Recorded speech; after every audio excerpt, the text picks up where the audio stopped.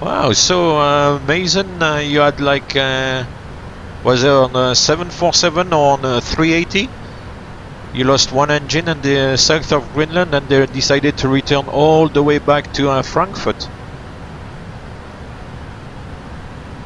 That's quite unusual because normally, I mean, I've never flown like 74 or 380, obviously, but I heard that on a 4-engine aircraft, if one of the engine fails, you can happily a 747, okay.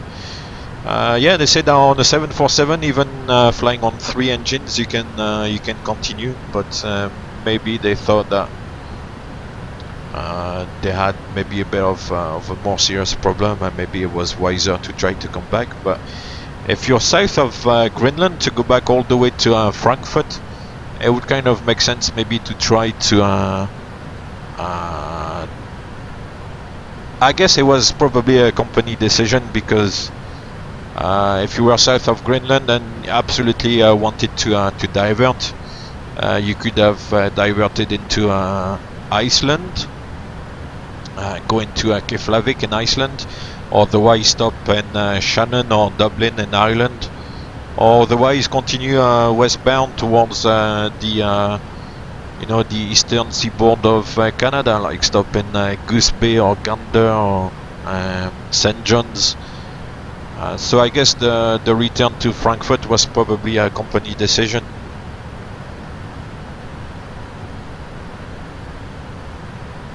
Actually, that's something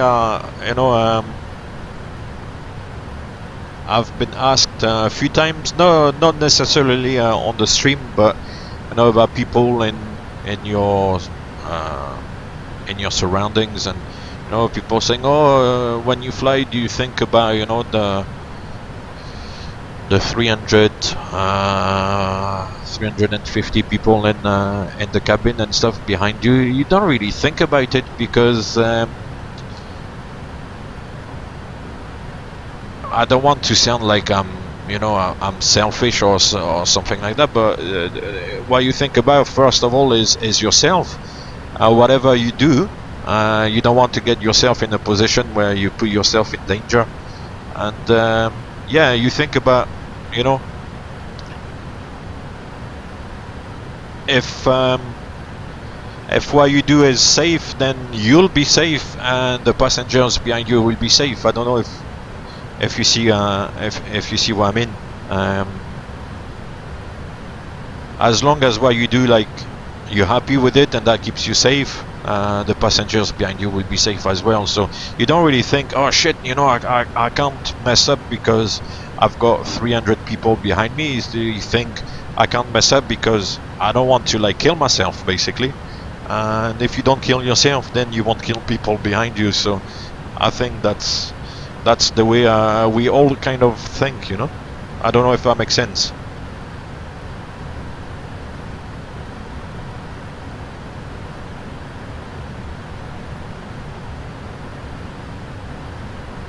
Yeah, the arcade, yeah.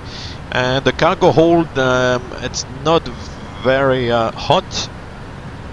Actually, we can look at the synoptic again, the air synoptic. As you can see, in the forward cargo there's no temperature indication, but in the aft cargo and the bulk, you can see the temperature is geared to be is set to be 7 degrees. At the moment it is 11 degrees. Takes a long time to cool down actually on the passenger aircraft. The temperature control in the cargo and the cargo holds is much more efficient on the freighter, but on the passenger aircraft it takes a while. And if it's set on 7 degrees, yeah, it's not very warm. If the guy is wearing shorts, it's gonna be a little bit cold. You can actually there's up here on the overhead. I can't get to it. It's on the actually on the maintenance overhead panel above the circuit breakers there.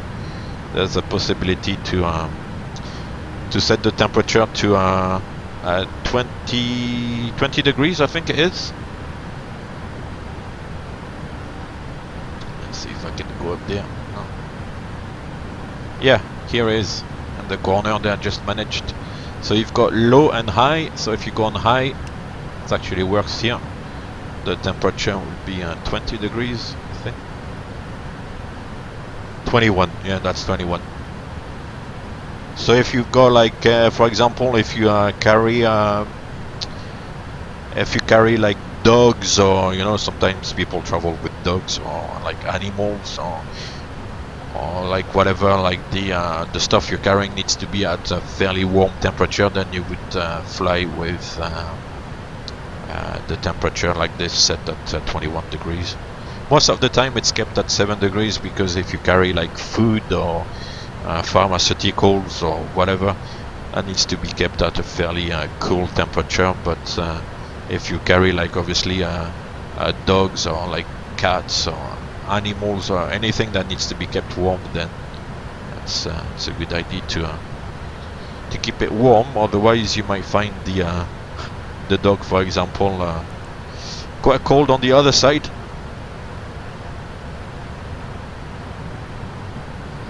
So we were talking yesterday a little bit about you know, fuel on a 4-engine aircraft. We're talking about like I think it was Cathay retiring some of the 747 and stuff, and I was talking about I understand the 380 burns about like 12 tons an hour of fuel. If you look at the 777 there, and these this fuel flow there for this altitude and weight of the aircraft is fairly realistic. At the moment we're burning 6.2 tons of fuel an hour. The fuel flow is 3.1 plus 3.1, 6.2, and that's basically, yeah, the rate, the fuel rate per the burn rate per hour. So 6.2 tons an hour compared to a 4-engine aircraft burning up to 12 tons an hour. You can see, like, you know, the difference. And it's no wonder that 2-engine aircraft like the 350 or like the 787 or the new 777X coming up in the next 3 or 4 years.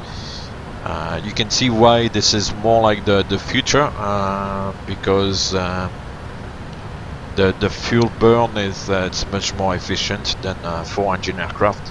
Maybe at the moment you can carry more people on a 747 or on 380, but you burn much more fuel as well. So it's a fine balance to be achieved, I guess. But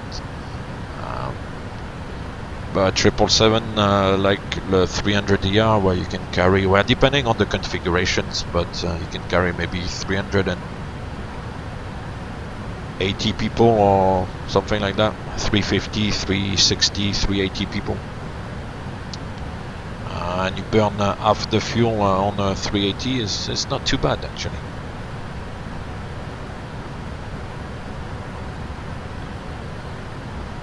Yeah, Dark Age 3, it does make sense to for like, you know, the likes of British Airways and Air France to replace above all, like if they're like quite old 747s with 380s. I guess they've got also some sort of interest with Airbus, you know, because the Airbus is built in France, and some of the parts are also built in the UK. So it does make sense for these airlines to try to support a little bit also the aircraft, but they've got very few 380s. Maybe they've got like a dozen each, or not even a dozen, because as I said, it burns a lot of fuel, and if the aircraft is not full and you've got like a lot of premium passengers, then you're not gonna make much money, you know.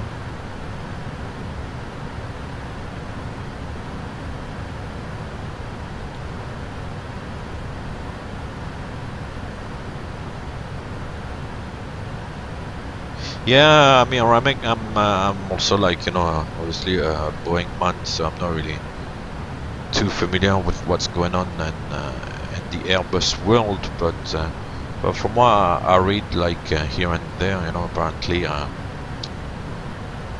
Airbus is considering at least maybe even stopping the production of the 380.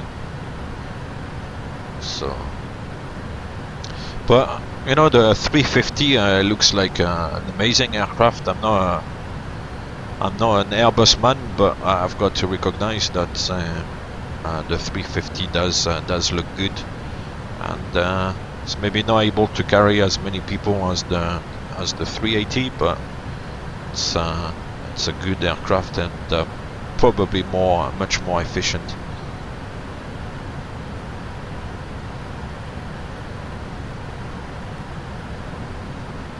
Yeah, I'm not really sure. I will be curious. You're talking about the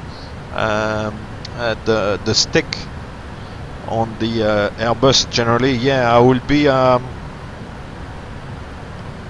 be curious to see how it feels. It's always been like something I've been wondering about. Liu Jiang 1985. Thank you very much for the follow. Welcome on board.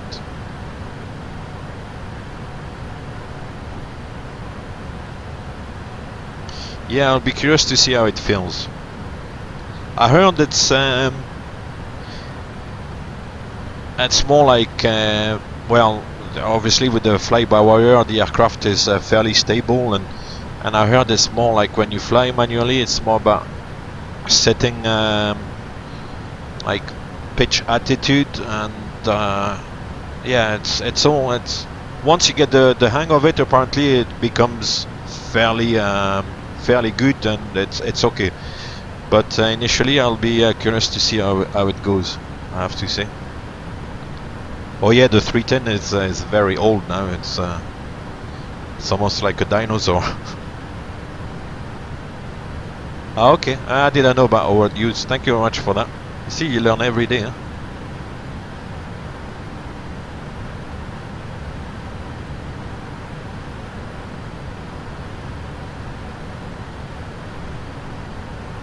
I will always remember when I was doing the ATPL studies.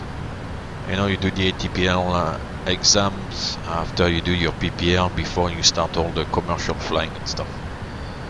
And I did the ATPL theory by distance learning, but before like going and sitting the exams, the school was organizing like maybe a 1 week course to kind of go through all the topics and stuff for the exams, and cover like, you know, the expected questions at the exam and stuff. And I remember like the one of the instructors, one of the ground school instructors, was an ex 330, 340 pilot, I think. I will always remember the guy was like, you know, the Airbus is very nice, you know, once we get to the cruise, we pull the table in front of us, there's no big yoke like this in between the legs and in front of you. Said we pull the table, we have like our, you know, our food, whatever it is, caviar, blah blah blah. So very civilized, you know. The way he was going on about it, he was like, oh, it's fantastic. And yeah, I always like stuck to my mind, you know.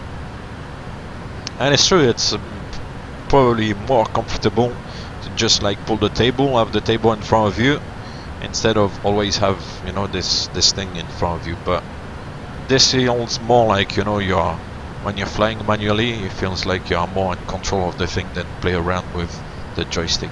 But well, the stick, not the joystick. Yeah.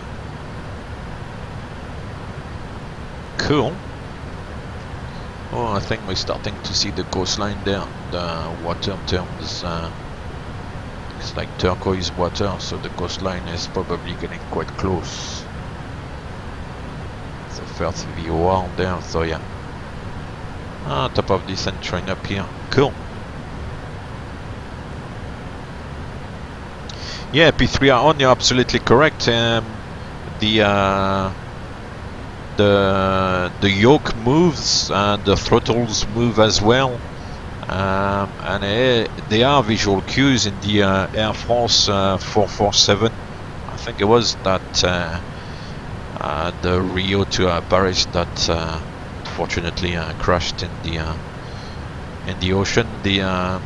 One of the guys was pulling, and the other guy didn't have a clue that he was pulling on the stick, because like one stick was like pulled back all the way back, and the other stick was not moving. Whereas on this thing, if one of the pilots pulls on the yoke, the other pilot will see that, you know, the yoke is being pulled.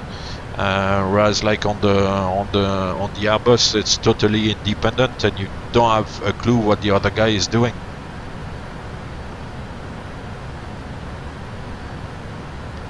Anyway, let's have a look at the approach now, because we're getting close. Recall back left as expected, and the notes, there are no notes. That's good. Hey, thank you very much for the follow, and Slider 466. Welcome to the stream, welcome on board. So VABB at 11:30 Zulu, which is about 15 minutes ago.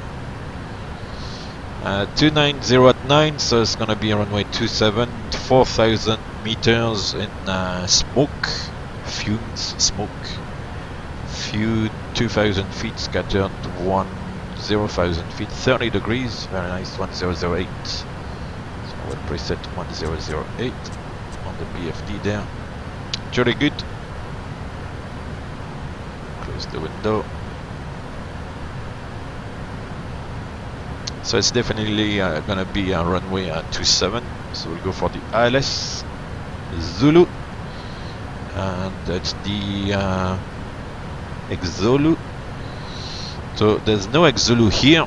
If you've watched, some of you, if you have watched the how to select SID and stars, basically Xzulu will probably be a transition, but the arrival I think is via, let's look at the chart. I think it's via Pocon, yeah, Pocon 1 Alpha. So Pocon 1 Alpha is the actual arrival. And Xzulu, which is the last waypoint on the fly plan, is actually the transition on the star. So the transition that actually links to the arrival. And we won't take any of those transitions, so I'll execute that. So Xzulu, then we go to Pocon. 12,000 feet or above. Looks about correct. Doesn't really matter that much, but MB379, MB391, 11,000. You know what? This arrival is very long. It's going for vectors like I don't know how many miles out. I'm gonna shorten all that. Let's have a look at the plan mode, because there's according to the chart, the downwind is going almost 40 miles out before like taking vectors by ATC to come back in. I mean, I'm not gonna go 40 miles out, so I'm gonna make that a little bit shorter. I think from the MD391 and we're gonna go to the CI27.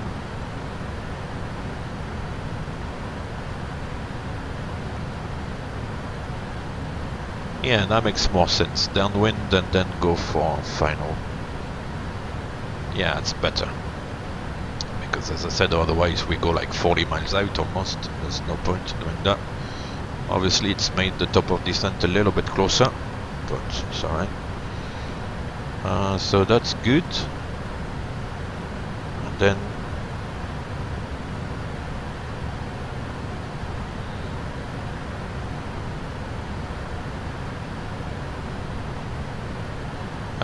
Master Master Ninja. Yeah, it works quite similar to a real aircraft. Yeah, indeed. 170 at the CI. That's just for my own comfort. And then 9 miles to runway. Okay. And then 2600 feet and 3700 feet for the missed approach. Back to BBB to Mumbai VOR.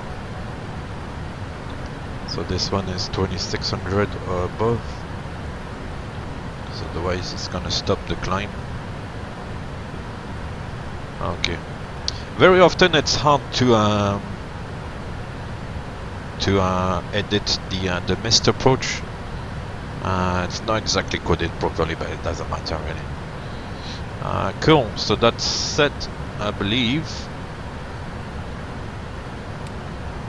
What else? Oh, the minimum.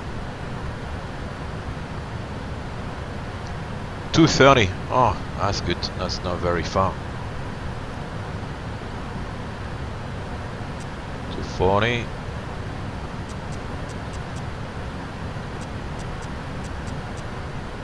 Ah, this is always so difficult. Done. Hi, happy days. So the minima are set. We're gonna look at our VREF. So like always, I'll go through the numbers. 208.7 is our zero fuel weight, and fuel estimated on landing is 10.4.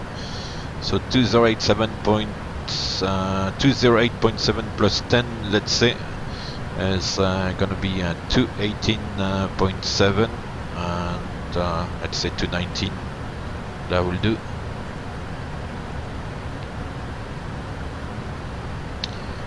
It's gonna be a VRF 30 of 140, which makes sense. Usually around 220 tons, the VRF is 140 tons, so with just under 220, we've got 219, so 140 is good. And got VRF, got minimums, got the QNH preset. The FMC is all set up as well. I'll do my usual runway 27.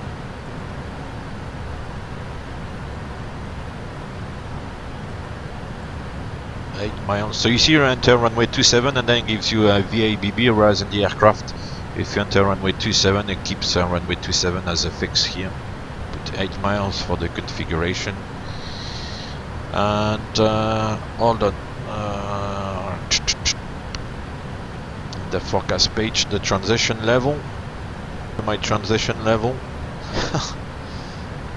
4000 is the transition altitude, so the transition level, the first level above will be maybe 60 because it's low QNH, or at least lower than 1013, so possibly 60. Auto brake will go for 4 because I believe we need to make the first exit. VABB ground, yeah, I think we need to make November 7. So we'll see if we can do that. What we're gonna fly today is the LS Zulu runway 27 and the X-Zulu transition for the Pocon 1 Alpha, which has been shortened up because we're not gonna fly all the way along. KLM 672, now we keep the auto throttle connected all the way, even when we fly manually. When the autopilot comes off, the auto throttles stay on all the time. And they come back automatically to idle, and then when you use reverse thrust, then they disconnect by themselves. But we do keep we do keep the auto throttle connected all the way. So FMC message, reset MCP altitude. So we'll start the descent.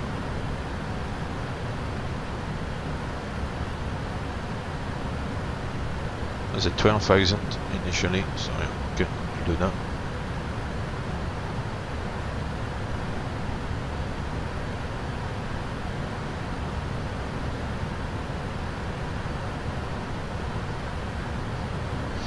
And once we reach the top of descent point here, just before Xolu, the aircraft will descend automatically by itself.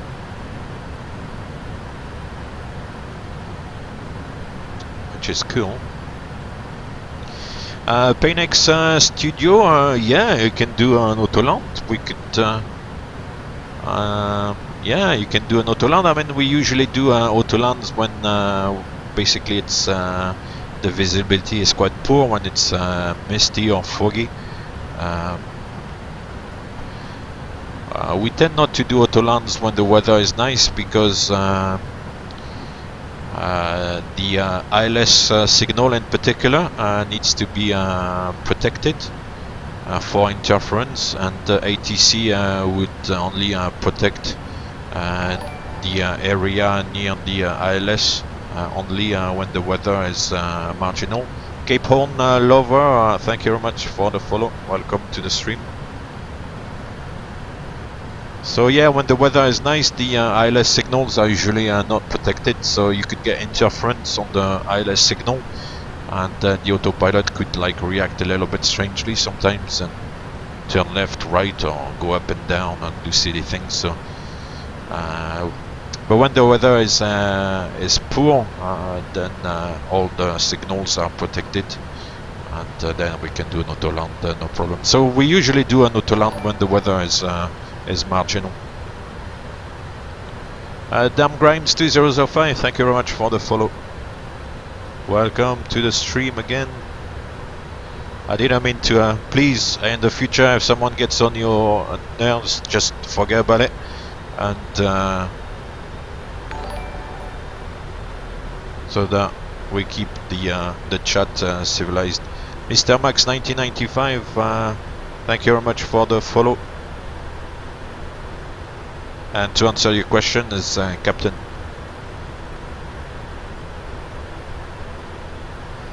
The difference between Cat 1 and Cat 2 and Cat 3,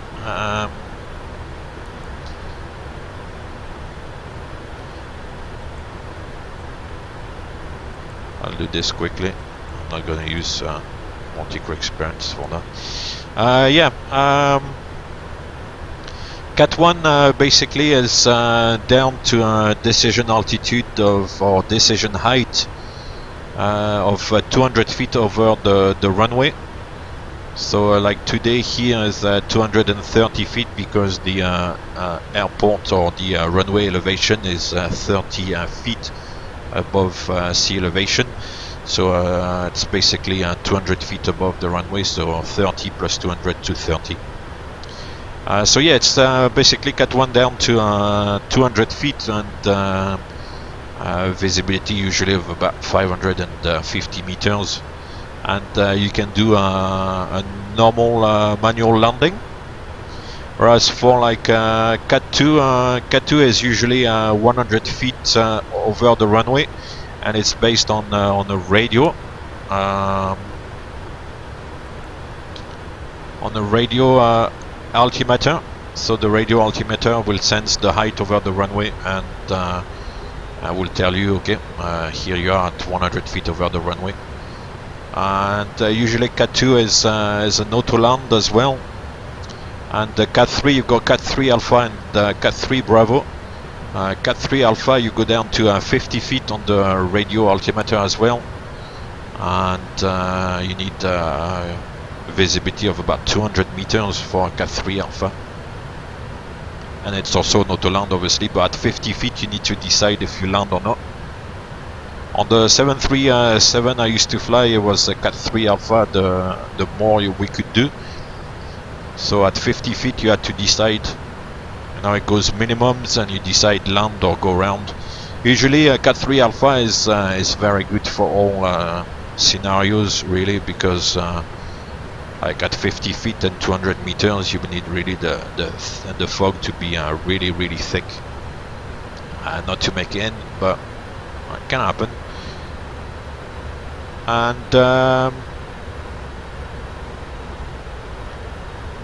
Cat 3 Bravo is basically, there's got no minima. The minima is basically to touch down the runway, so no minima, and visibility of 75 meters, which is nothing. I mean, so you basically can land the aircraft blind, basically, almost. You know, it's just 75 meters. You see, I mean, I've never done it in real, because I mean 75 meters of fog is basically unknown almost. But when we do it in the simulator is quite good for that.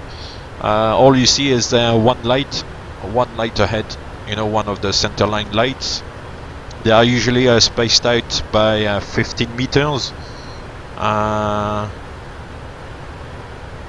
15 meters.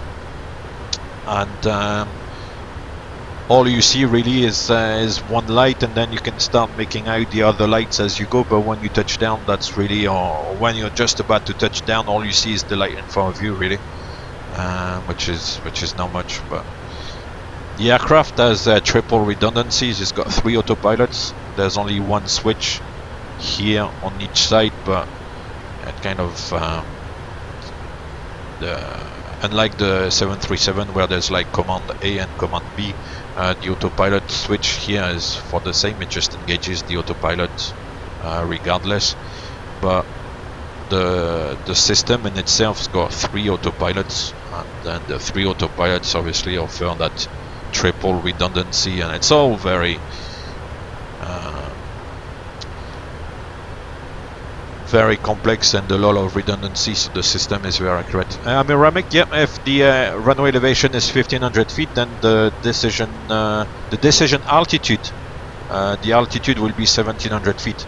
The DH is always, because the DH is the decision height, the height is always 200 feet over the runway, so so it will be more like the decision altitude would be 1700.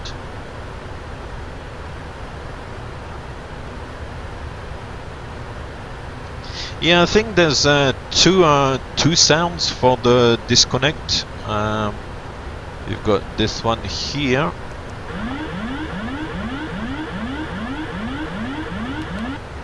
I mean, it needs to be kind of attention grabbing, if you see what I mean. If it goes like, if it's just like tit tit and just one sound and very kind of quiet, it's not gonna grab your attention, and obviously having the autopilot disconnect is a big thing. So I guess that's why it's, you know, sounds like this, whoop, whoop, and obviously it's quite a major thing. And you can see you've got the red ICAS there, autopilot disconnect. So, and you've got also the master warning there showing up. So it needs to be kind of, you know, attention grabbing.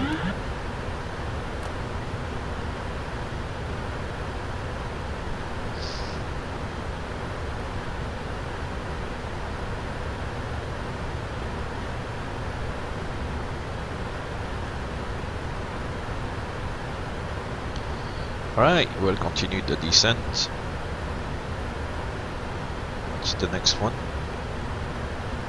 2900. Oh, I've lost the... Alright, let's do that.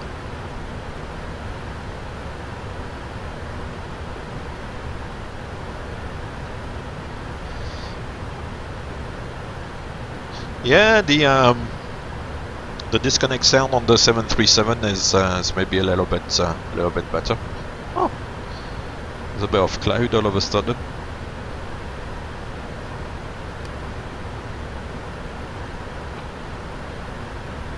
But as I said, the sound is kind of there to be quite, you know, aggressive and well, and it's there to grab your attention because it's not a critical situation, because as you can see, I mean, I disconnected the autopilot and nothing really bad happened. But It's just to warn you on the status of the aircraft. If you think the autopilot is in charge and actually it's not, I mean, you could get into serious trouble after a while. So it's supposed to let you know about the status of the aircraft, really.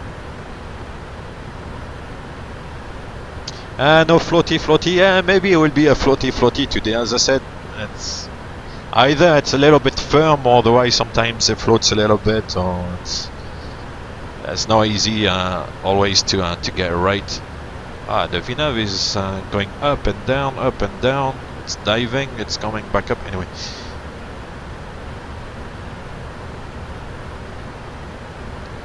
Slider 466. You need to press the button twice. So the first time you press it, and then another time. So you need to press it twice. And the autopilot is re-engaged. So they always say to be aware of the status of the aircraft. It's not so much to look at the buttons here on the mode control panel on the MCP. You can see at the moment the autopilot has got that green light, which obviously shows that it's engaged. But they say a more reliable and more precise way to find about the status of the aircraft is to look at the PFD there. So you've got the FMA up here, the 3 boxes, and also here. So you can see here on the just above the horizon window there, you've got the letters A/P for autopilot. So looking at this, we know that the autopilot is engaged. And also we've got LNAV here with the green light, and it's enunciated here, LNAV in the middle, and VNAV path as well, or VNAV. And the auto throttle as well are engaged there, and at the moment it's in hold mode. So hold mode means that you can manually manipulate the auto throttle.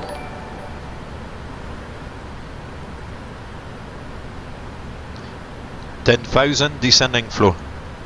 Okay.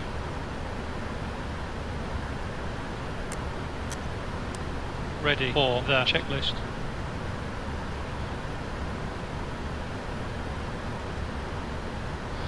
Sorry, I got distracted there by multi-crew experience. I missed the follow alert. So thank you very much for the follow. And the LNAV has now re-engaged. Yeah, okay. Gonna keep it. Give it a couple of degrees, and it's gonna pick up the LNAV track. We're slightly left. It's very close though, and it's not capturing the LNAV. It's gonna catch it anytime now.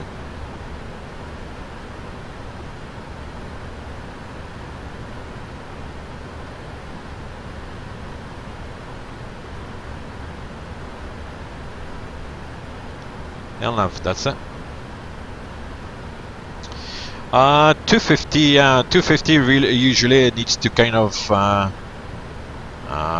be kept. 240 is where we usually fly, so we give ourselves a bit of a margin in case the speed is not maintained properly.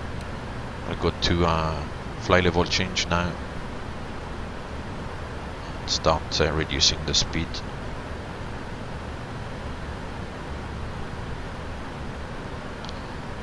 Change the mode here to heading. Right, I'll actually take it in heading select now. So we're clear to 2,900 feet, go QNH 1008. I'll do the approach checklist, altimeter is 1008. Approach checklist complete. Yeah, it's fairly strict for the speed. We can actually fly high speed below flight level 100. So by high speed, I mean more than 250 knots. But very often, most airlines, they've got maybe by 5,000 feet or 6,000 feet, something like that. there's like a definite cut-off point where you need to be back on the speed. Otherwise, most airlines nowadays have got some sort of monitoring system, and if you bust the parameters they set up, you know, then you have to do some explaining to the chief pilot and all that stuff. It's basically to try to avoid any rushed approaches or unstabilized approaches and stuff like that. So below a certain, you know, a certain deck, maybe 6,000, 5,000, depends. You've got to be back on the speed. Come back to 20 knots. Yeah, it's a little bit like Big Brother actually. Yeah, Big Brother is watching you. Yeah.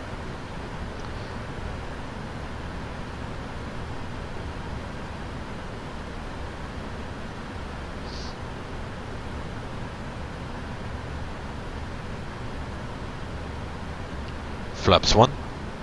Speed check. Flaps 1 selected.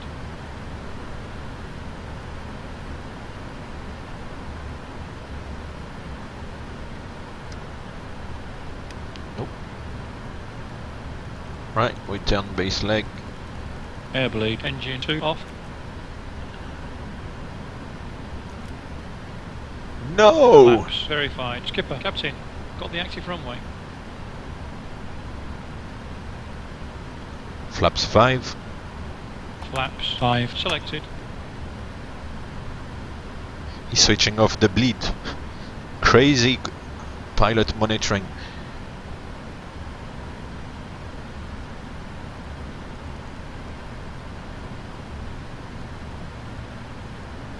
Alright, we'll take an extension on the center line.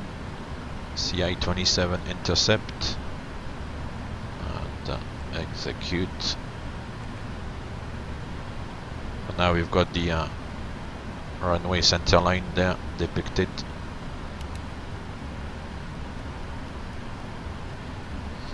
Cool.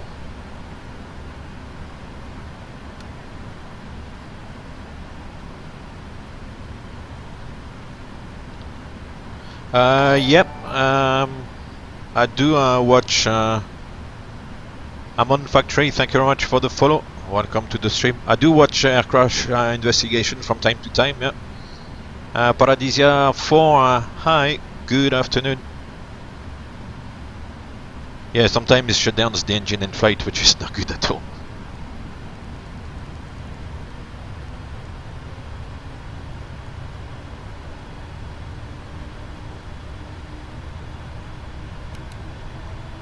Yeah, I do watch because it's very often the way it's presented is, you know, you kind of learn a lesson from it. So it's for us, it's quite good to you know what happened and why, and yeah, try to learn from it. Cabin is ready.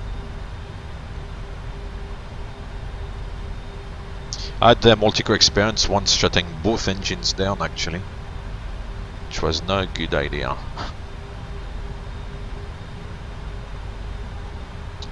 Wow, these are like sunset textures. Although I guess, yeah, it's becoming late afternoon, early evening, Indian time. Yeah, possibly. Yeah. I think it's UTC plus 5.5 or UTC plus 6. So UTC plus 5.5 will be 1750, yeah, so it's kind of evening time. Localizer captured. Flaps 15. Flaps 5 selected.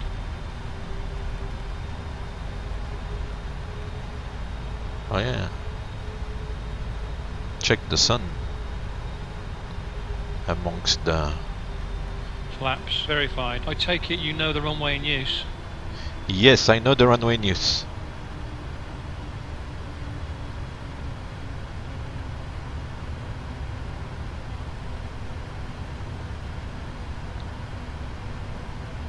Oh, Junkie is cool. Aviation mechanic. Perfect. Very nice. Oh yeah, anti-hi-hi, the Korean, I think that was out of Stansted, where they got confused with wrong instrument indications on the captain's side in particular.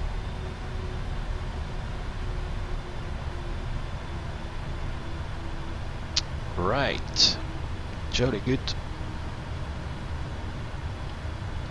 I'll try my best to make a good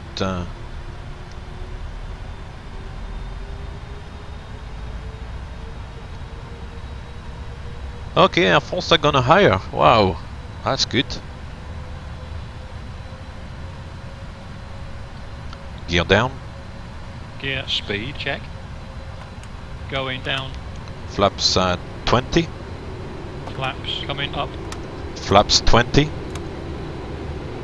Flaps 20 selected.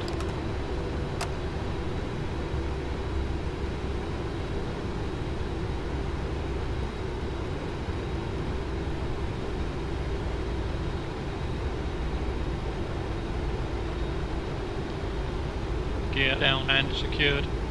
Flaps 30. Flaps 30 selected.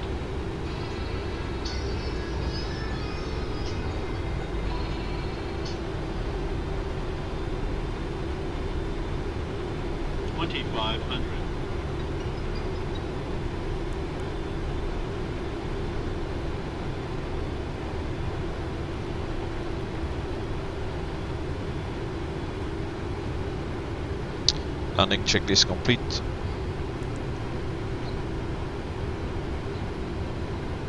Flaps verified. What's the available runway, Cap?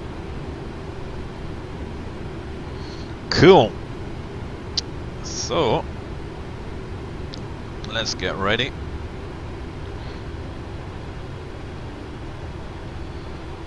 Wow.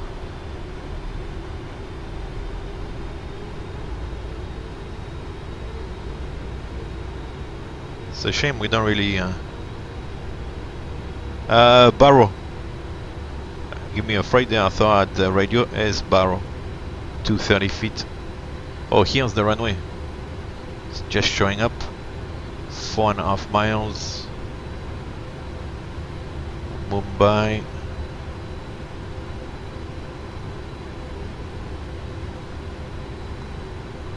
Oh, it's cool.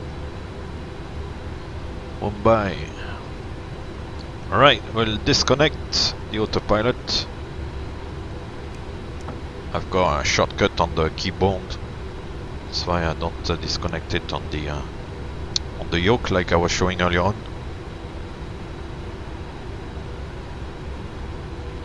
VRF plus 5, so 140 is the VRF, and we had plus 5 for kind of the 5 knots are usually, or that's the theory at least, the 5 knots are supposed to be bled off, so this, the 5 extra knots are supposed to go during the flare.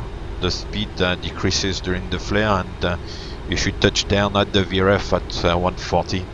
Well, that's the theory at least, but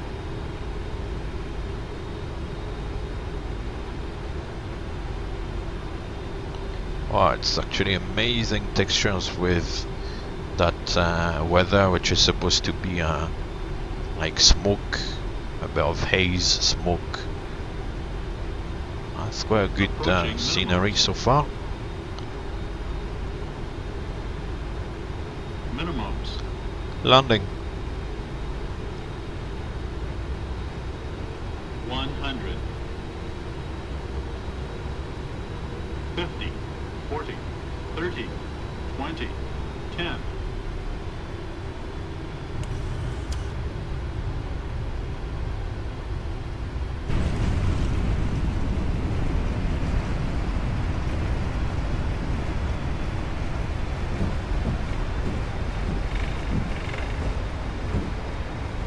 $60 knots. Auto brake disarm. Should be November 7. Yes, it is November 7. Okay, That's cool. So with auto brakes 4, I mean at 219 tons, it's not too heavy, but we made it. Cool. Vacate here.